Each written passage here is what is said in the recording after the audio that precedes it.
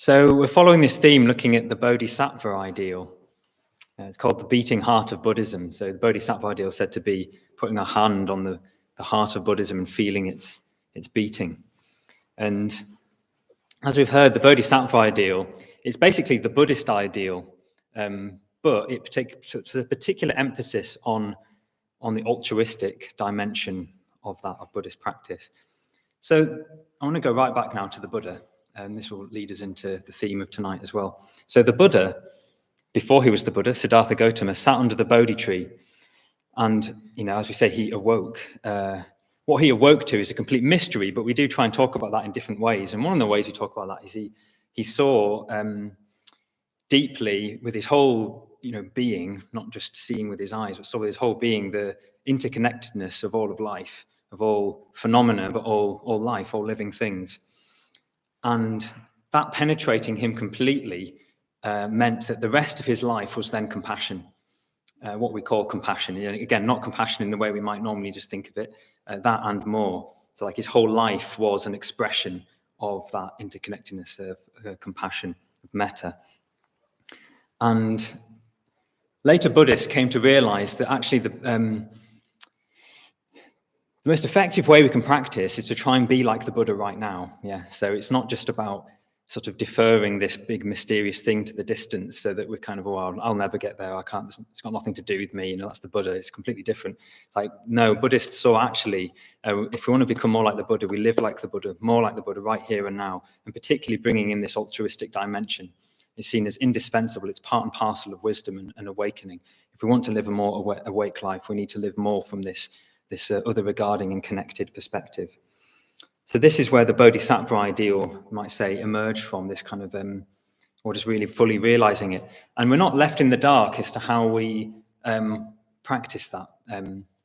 Buddhism has many, many different formulations of the whole Buddhist path. And one of those is the 6 paramitas, what's called the 6 paramitas, or the 6 perfections, sometimes spoken of as the 6 ways to the beyond. So there are 6 different avenues of practice or qualities that can help us to become more like a Buddha. And a Bodhisattva is somebody whose whole life is dedicated to that quest, you might say, of becoming more like the Buddha, to eventually even become a Buddha.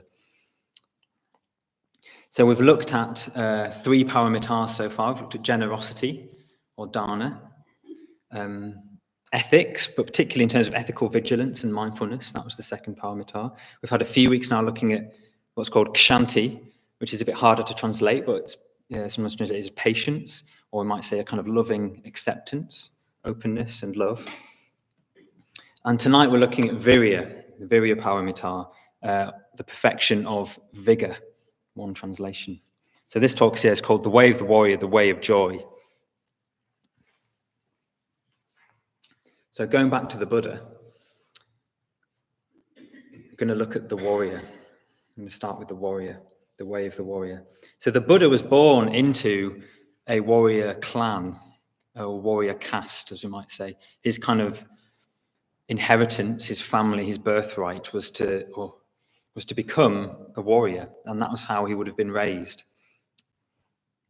I remember I've read a life story of the Buddha where he, kind of quite vividly, I seem to remember anyway, there's this image of Siddhartha, as a teenager being trained in riding a horse and shooting arrows at the same time, sort of this like masterful warrior training. But he would have also been trained in, strategy and tactics, raising him to become the next warrior king or next warrior leader of his tribe. I don't know if they'd call it a tribe, but that's what I'm calling it. And I don't think it's any accident that it's somebody with that kind of sort of upbringing and training, somebody who was raised to be a warrior that attained enlightenment by his own efforts. When you hear about, if you hear the story of the Buddha talking about his time leading up to his enlightenment, I mean, his determination, his grit, his bravery and willingness to sort of go into the complete unknown to what would have been terrifying, and face real physical challenge and pain. It's absolutely incredible. It's absolutely incredible what he was prepared to do to meet his to finish his quest and to find freedom, to find the path leading to the end of suffering. He said before he sat down to meditate under the Bodhi tree, before he gained enlightenment, "Let my skin and sinews and bones dry up, together with all the flesh and blood of my body. I welcome it. But I will not move from this spot until I have attained supreme and perfect enlightenment." And it worked. He did attain a supreme and perfect enlightenment. And some of you may know, the story continues from there. We hear about then he's then assailed by Mara. Mara, who's this character who kind of embodies everything that holds us back, everything, all the kind of doubts, fears, disturbing emotions, everything that kind of pops up from the side to like kind of that we'd really rather wouldn't be there. That kind of just kind of throws us off track perhaps. And so Mara comes along with his army and this powerful army, and the Buddha defeats Mara through the power of his meditation. Mara tries to attack him and fails.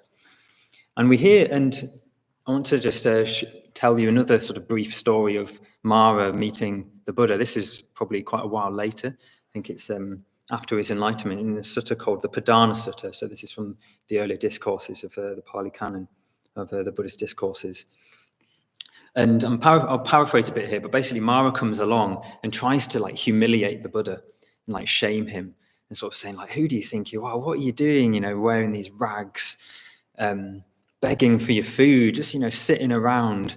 You're a warrior. Your heritage is to be a warrior. Why don't you go home and do something useful? Like, come on, get up, be a man.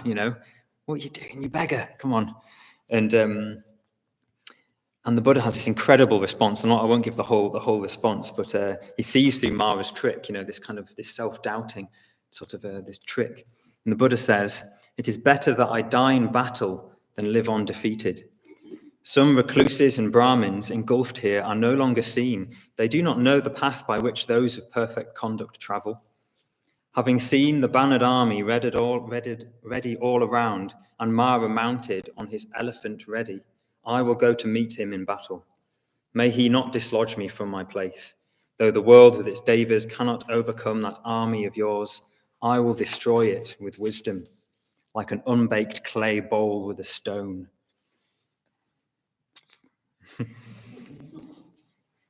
And then Mara's just like, "Oh no," and just skulks off, kind of like, just defeated.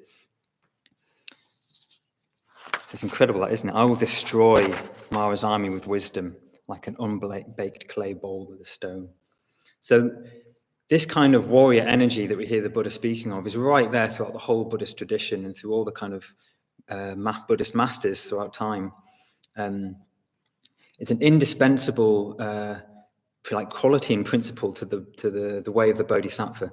So we may not ourselves respond to explicitly to warrior imagery. Some of us may think like, "What's that about?" Well, kind of and all that, however you might respond to it. And we may not ourselves respond to that, but there's no getting around the principle it represents. So that's something basically something I want to say, something that Sangha actually says is this amazing lecture called what's it called now? The Buddha's Victory. He really goes into this imagery, but basically makes this point, which is practicing the Dharma is difficult. Facing up to reality is difficult. Overcoming our deepest fears and our insecurities is difficult. Seeing through Mara's traps and deceptions is difficult. And also facing all of this takes great courage and commitment. So Shantideva, so if you remember Shantideva, he wrote this book, which we've been drawing inspiration from throughout the series, the Bodhicharya Avatara. Guide to the Buddhist path to awakening, particularly about the Bodhisattva ideal. So Shantideva puts it like this. So this is now moving towards the virya paramita. He says, having become patient, so that's kshanti, just to say everything we've been looking at the last few weeks. He says, having become patient, one should cultivate vigour, because enlightenment depends on vigour. For without vigour, there is no merit, just as there is no movement without wind. So vigour here is a translation of virya, this word virya paramita, virya. And as I said, so it's the fourth perfection. So this is what we're looking at tonight, the fourth perfection or paramita. Okay. So we're going to now just spend a bit more time looking at what is virya, what is it and what is it not. I'll be using a few words for virya and I'll be using them interchangeably. So we'll start by unpacking what a few words that we might translate virya as. So it's usually translated as, yes, so we've heard this word vigour or effort or energy. So the practice of cultivating and applying vigour, effort, and energy.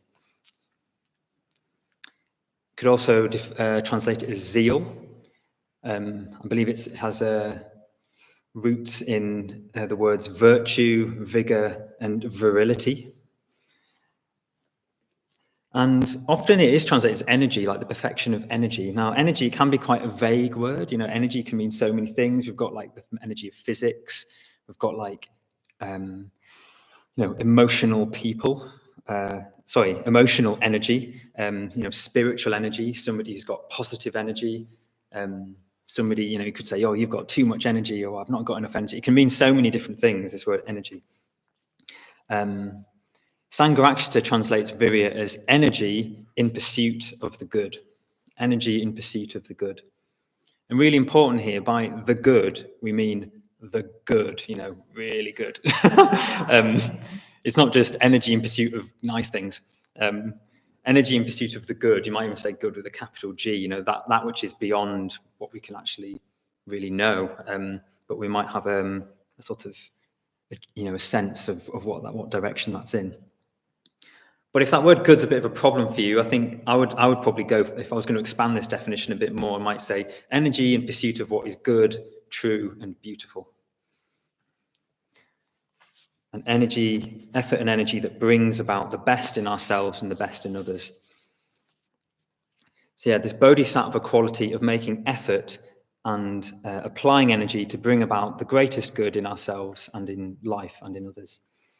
So this is, you might say, this warrior energy, but that's not about killing people. It's about the opposite. It's about liberating and uplifting, bringing people alive, bringing ourselves alive. And this really complements and balances this quality of kshanti that we've been hearing about, this kind of loving, accepting quality and this patience. So we do need that, kindly, all-embracing quality. That's absolutely essential, so important. But at the same time, we also, if we really want to be more like a bodhisattva, need to be warriors, in pursuit of the greatest meaning in life. And this might seem like a bit of a contradiction, and that's fine because it kind of is.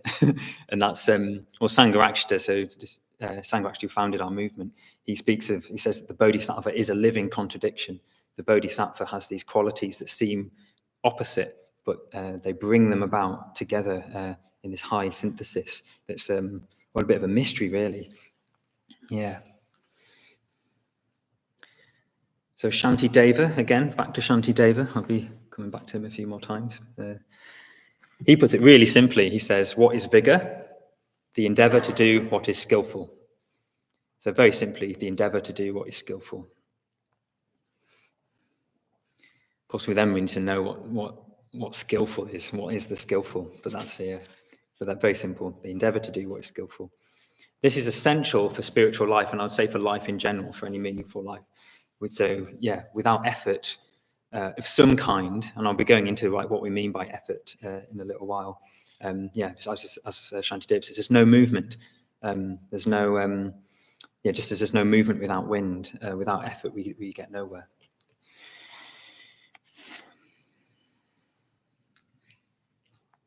Yeah. And crucially, it's not just about making effort. It's not just about making effort to get somewhere good, to get to the good. The quality of the effort is absolutely crucial. So it's energy that is not just in pursuit of the good, but energy that is itself the good, that is itself true and is beautiful. And we'll get a bit more of a sense of this when I move on to this next section. So we're going to do a bit of exploring now of what virya isn't.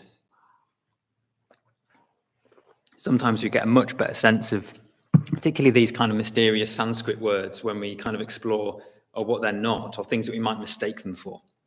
So we're going to do a bit of looking at this now. So firstly, what it's definitely not. So Shantideva, again, he says, what is the opposite of vigour? Sloth, clinging to what is vile, despondency, and self-contempt. Those are the opposite of vigour or virya.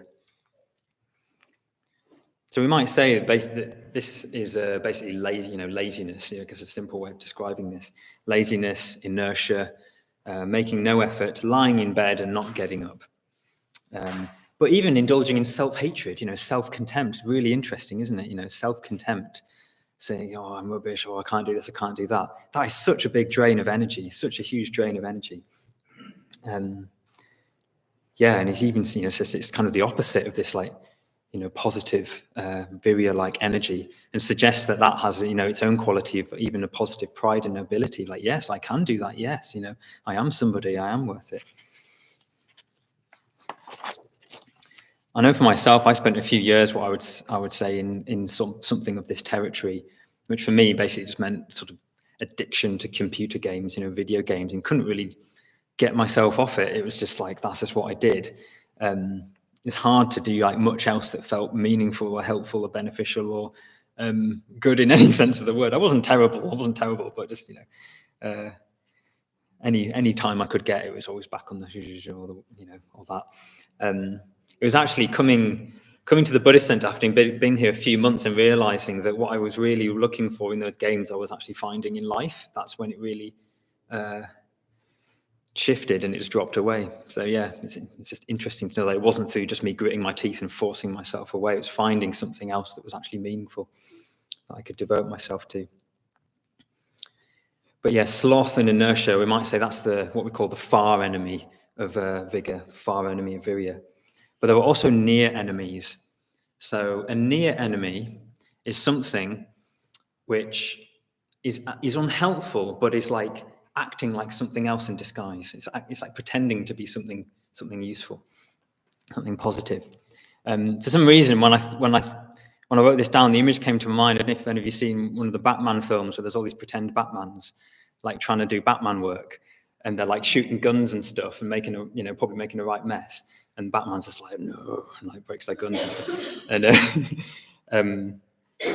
it's like they're trying to be Batman, but they're not Batman, and they're just making things worse.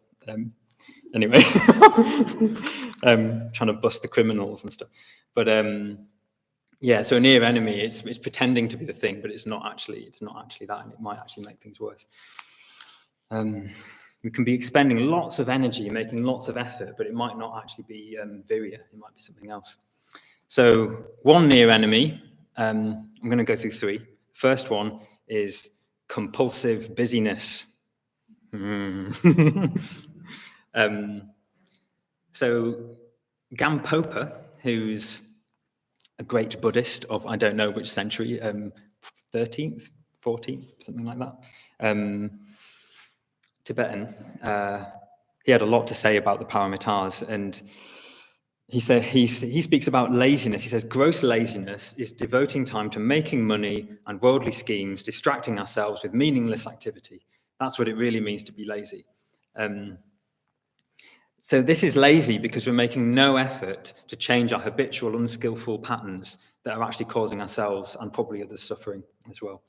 So it's the kind of laziness which is just going along the same old channels. It's really easy, isn't it? It's really easy just to do what we've always done, which might actually be doing a lot of this and a lot of this and a lot of this and whatever it is. But busyness, as I'm talking about it, might say what I'm getting at is this kind of neurotic energy that really doesn't want to stop. So energy that's perhaps in pursuit of running away from ourselves, running away from reality, running away from all the terrible things that we fear will happen if we stop. What will be there? What will happen if I stop?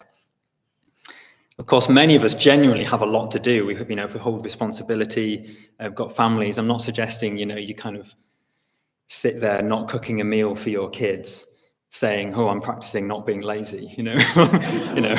Oh, I make dinner every day. That's such an ingrained habit. I need to break out of it.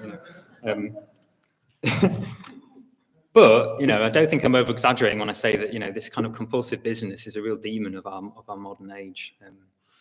and something we'd probably do well to wage war against in one way or another. So yeah, the virya, the energy we're talking about, it's not neurotically busy. Yeah, it can be very active, it can be very engaged, but it's not motivated by a lack, running away from a lack within ourselves, or some unknown itch, or in emptiness or whatever. It can be very still and reposed, like in meditation. Being absorbed in meditation is a very strong form of virya, of energy in pursuit of the good. This very powerful development of positive mental states, or in metta bhavana. Or even, it can take the form of just sitting, appreciating the view. I was thinking about, Bowl Hills. That's where I like to go, sit on the bench, look at the Bowl Hills view in the park. That can be energy in pursuit of the beautiful. Yeah. So a bit more on the positive of this. So yes, as I said, this virya, it's not just merely flying here and there in a busy habitual way. So virya actually seeks contentment and arises from contentment. I think very significant. So if we're content, our energy is not bound with neurotic desires and attempts to grasp and fill the empty void with things outside of ourselves, or by being useful, or being a successful person, or whatever it might be. When we're content, our energy is free-flowing, spontaneous, and generous, which may seem, again, contradictory, but I think it's true. Generosity, real generosity, arises from contentment with ourselves in particular. So that's the first near enemy, compulsive business. Second, this may overlap with busyness sometimes, and I don't have a neat way of putting this, but it is something I'm personally more familiar with, and I'm calling it excessively forced, willful, narrow, goal-orientated effort. So yeah, excessively forced, willful, narrow, goal-orientated effort. So I think this is what some people refer to as efforting. I don't know if you've ever heard this, you're efforting, or you're being a bit too willful or something. And I think, I feel like, I've got to be careful using those words in that way, because if we're not careful, we can think that effort's a bad thing, or using our will is a bad thing. Whereas that's throwing the baby away with the bathwater. So let's not throw away effort altogether if we ourselves fall into this kind of over willfulness. So how this takes form is, it's like we formulate an idea, usually in our head, formulate an idea in our head about what we want to achieve, or who we want to be, where we want to get to. And then we just try and make it happen, I'm just going to make it happen. I've got a formula, I've got a way to get there. I'm here and I want to get there, and I'm just going to make loads of heavy effort to get there. It's like grasping after an idea. And it might be a really, really good idea. We might think, hey, I want to develop loads of metta, or I want to become absorbed in meditation in higher meditative states. But then often our grasping and our forcing, think, I want to get there, I want that. Our grasping and forcing is what actually prevents it from happening. And it can even lead to the opposite, restlessness, anxiety, or just pinging off and falling asleep. I'm sure we've all had our own experiences of this in meditation. And yeah, grasping after happiness, I think that's another classic. So having an idea that happiness is out there, over there, if only I could be more like this, if only I was less angry, if only I was less hectic or busy, there might be lots of good things that we think, it'd be so much better if I was that, then I'll be happy. It's all over there. And I just need to make myself more like this, more Buddhist, or more like, make myself more content, and then I'll get it and I'll be happy. As I said, I'm very familiar with this.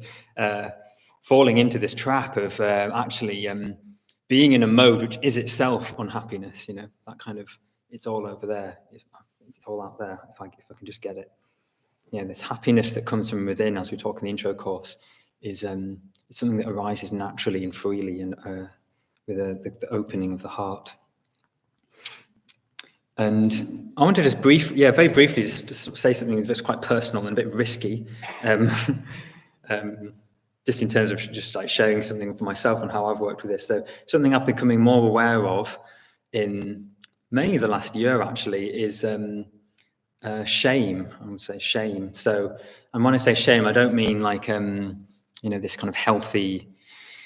How do we speak about it? Remorse, like a healthy sense of remorse of genuine actions that I feel healthy shame about, but more like a sort of uncovering this thing that I didn't know was there, which is like deep, unconsciously held belief that there's something like fundamentally wrong with me, something fundamentally wrong, something that can't be overcome, something fundamentally wrong there, and then I have to just sort of, kind of live a life that can just somehow compensate for that. And like, I think I've come to find there's been a lot of times in my life I've been very driven, very, yes, this is what I'm going to do. And I think a big part of that for me has been actually sort of running away from this sense of actually deep down, I'm not okay. So I need to be better. I need to be someone. I need to be someone. I need to be something because this isn't good enough. This can't be good enough. It's not enough.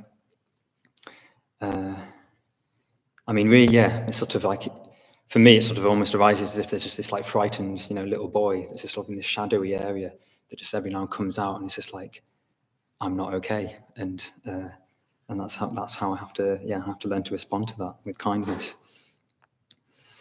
Yeah.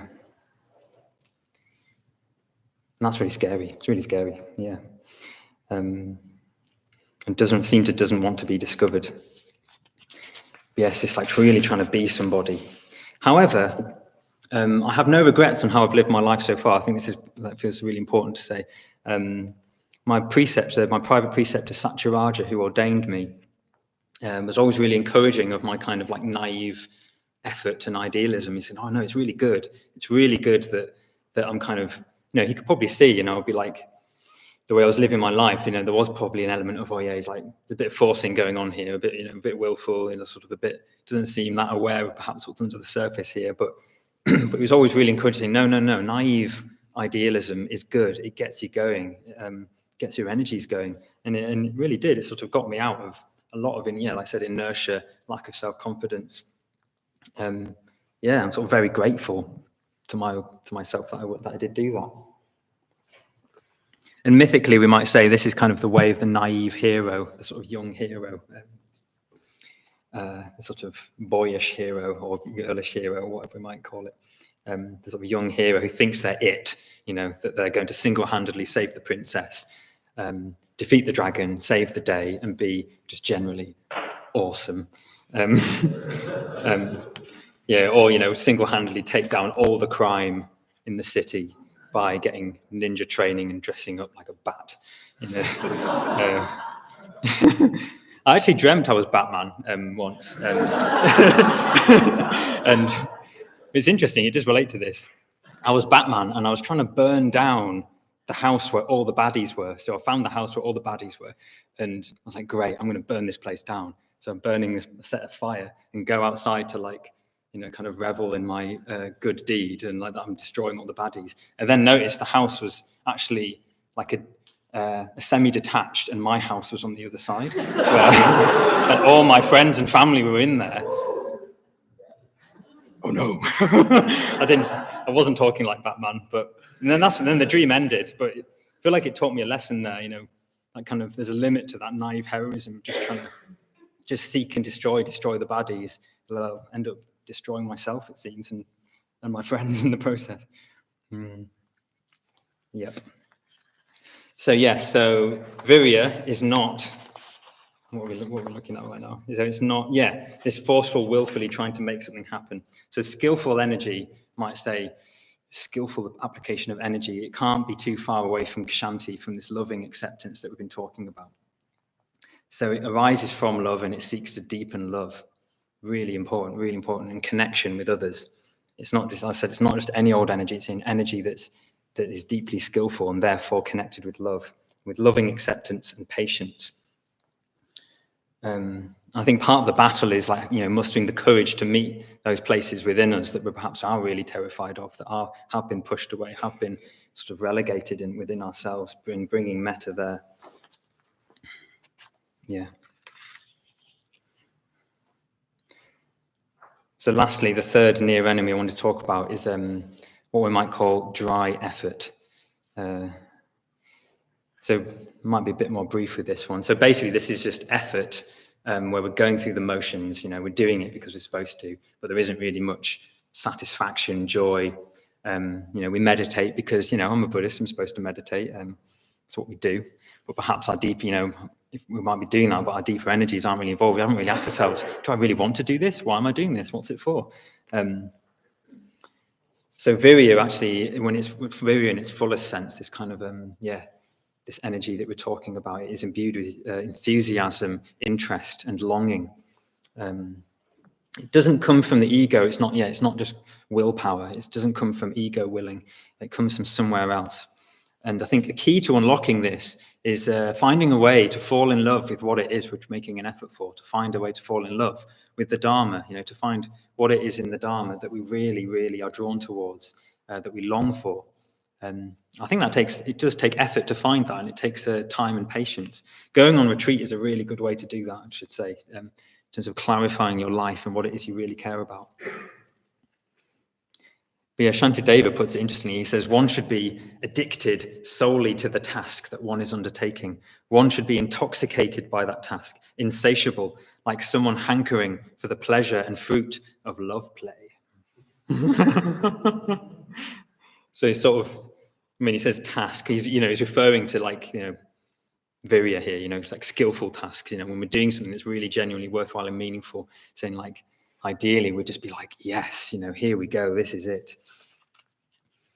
So the second part of the title of this talk is the way of joy, really significant. Delight and pleasure is so important because it can, again, all this talk of warrior might make it seem like it just has to be like, just like, fighting all this hard stuff and grim. Sorry, I can't stop thinking of Batman. Just seeing Batman's face, like, all the time. It doesn't have to be that way,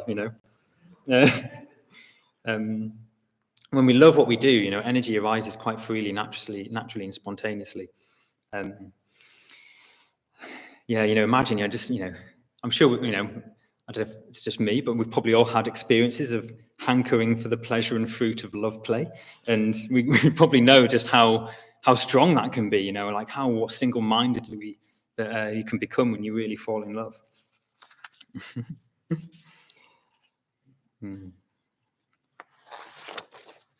So how we learn to find delight in the Dharma is a really big question. We speak about this in the intro courses, learning to speak the language of the depths to get on board our deeper mythic archetypal energies that live in this kind of mysterious, what we can sometimes call the unconscious realm. But I think a first step to this is actually just looking at, and asking ourselves, what do I really enjoy? What am I really interested in? What do I love? Just in a very simple way. I'm not trying to find the right answer, just really looking what we're interested in.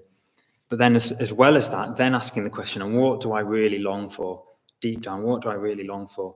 And I think that is it's a deep question, and it might surprise you if you ever get an answer there. We have sometimes on retreat, we do meditations where we just sit and we ask this question and we just wait, what do I most long for? What is my deepest heart wish? If you can find that, I think it's gold. It's gold. I feel like I touch on it and I get close to it. I'm not sure if I've ever had well, maybe, yeah. I've never managed to get hold of it and be like, yes, this is it, and now it's it, and I'm fully, all of me is behind it. But finding it, what it is we most deeply long for.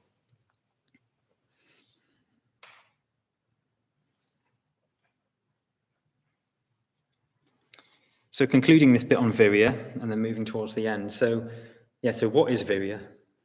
We've talked a lot about it. So just summarizing what I've just been saying.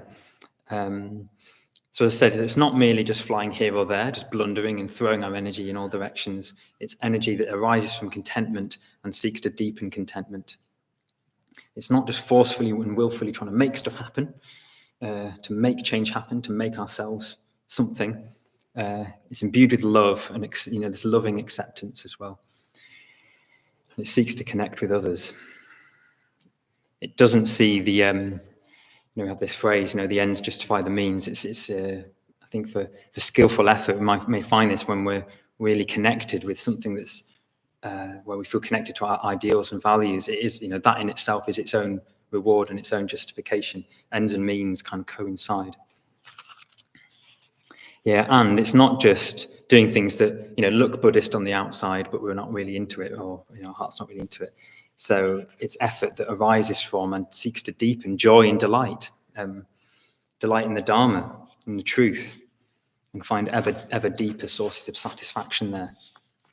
I could give a whole could give a whole talk on playfulness. That's a big area that I've not quite had time to fit into this talk, but the attitude of play, seems that's how the Bodhisattva lives. It's all play, really.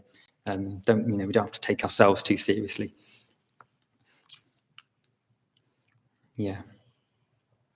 But really importantly, having said all this, speaking perhaps a bit more subjectively, there's a whole element as well to virya, which is just about benefiting other people, doing good work, get up in the morning and, working on a project, working with others to benefit others and to build a better world. That sort of, it's kind of maybe it's a bit obvious, I suppose, but it's sort of, that's like seen as the Bodhisattva lives to benefit others. But really crucially, given everything I've just said, if that just becomes another form of, I have to do this, otherwise I'm worthless, then we might need to start looking at that a bit more, see what's going on there.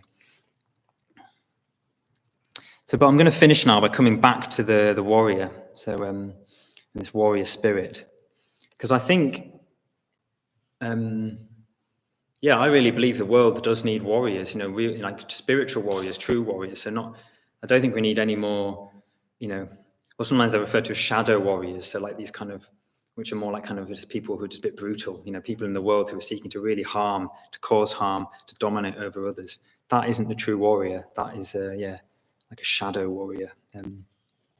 I think the world really needs bodhisattva warriors, or spiritual warriors.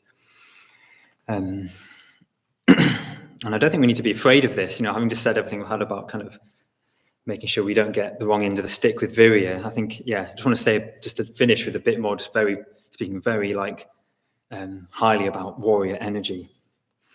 So Shantideva has something else to say on this.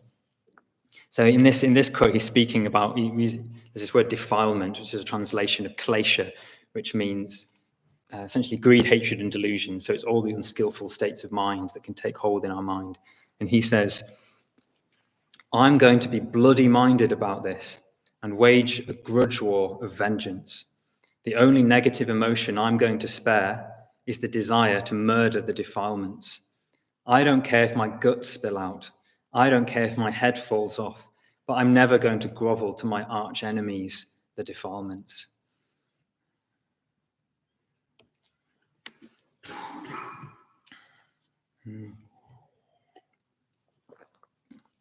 So I think it seems that anything that's really that's really meaningful in life and worth doing won't be easy. At least not, at least some of the time. And I find that a bit annoying. I find it really annoying. So I feel like I just want to, can't life just get easy? Please, come on, eventually. Anytime now. I think for many of us, for most of us even, to live a meaningful and worthwhile life requires a great deal of courage and may even entail periods of ordeal, not even to say suffering. And it's at those times that our commitment to what it is we really deeply believe and long for is really tested, and where real breakthroughs might actually be possible. So the modern world seems to communicate to us that a good life should be easy and comfortable, or even a good life is a life that's easy and comfortable. We work things out in such a way whereby it's all just fine and we're all just living life and, we're just living the life and it's all great. If things get difficult, if we suffer, or maybe if we fall into depression or whatever it might be, that we're a failure, we're failing, and we're to blame or someone else is to blame, something's gone wrong. I feel like I've inherited this belief sort of deep in my body somewhere. There's, happiness, like a happy life is just about feeling good all the time, really just doing away with all these darker shades of human existence. But I really don't think, and again, it's so annoying, but the merely comfortable life is not the happy life, not fulfilled life. So the Bodhisattva warrior is a joyful one. Yes, it's the way of joy as well. However, they're also prepared to face the darkness in life. And we have to be prepared to face sort of the darker sides of life if we ourselves want to be Bodhisattva warriors. So riding into battle, going to the places that perhaps we are most deeply afraid of and emerging from there victorious. So the Bodhisattva is prepared ultimately to face death, their own death, the reality of death, but not just physical death, but the death of their sense of self, the death of their identity. This is a sort of maybe like the ultimate challenge. This is what the Buddha faced under the Bodhi tree. Letting go, letting die even, all the limiting self-beliefs that keep us constricted and keep us from being really open to the way things really are in connection with other people. This is what we call spiritual death, spiritual death. And this is the warrior's true calling, the spiritual warrior's calling to meet head on this death, spiritual death, which you might say is the ultimate letting go. And this is where the freedom of the Buddha arises, the freedom and the love of the Buddha arises. And this requires courage and dedication, commitment, and requires help from our friends. And sometimes, in my experience, times of just accepting defeat and then picking myself up again and carrying on. But this is a quest that we're all being invited to take up, to take up every time we come here, really, every time we enter the Buddhist center, every time we sit to meditate, even just every time we wake up in the morning. It's an opportunity to enter into this quest for freedom, for true freedom, liberation of beings, liberation of ourselves and of others. And I really do think it's something that is really worth fighting for, And please remind me of that when you see me looking a bit defeated, because but I really do feel that it's something really worth fighting for. That's me.